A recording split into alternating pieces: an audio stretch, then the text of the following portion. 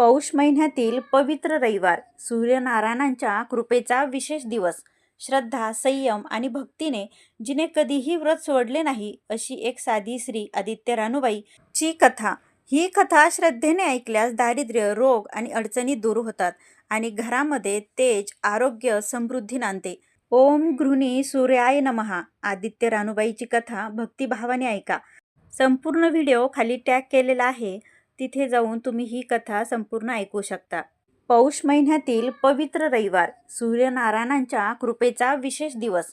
श्रद्धा, संयम आणि भक्तीने जिने कधीही व्रत सोडले नाही, अशी एक साधी स्त्री आदित्य रानूबाई ची कथा.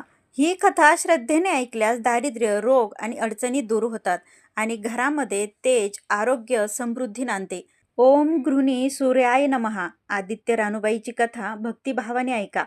संपूर्ण व्हिडिओ खाली टॅग केलेला आहे, तिथे जाऊन तुम्ही ही कथा संपूर्ण ऐकू शकता.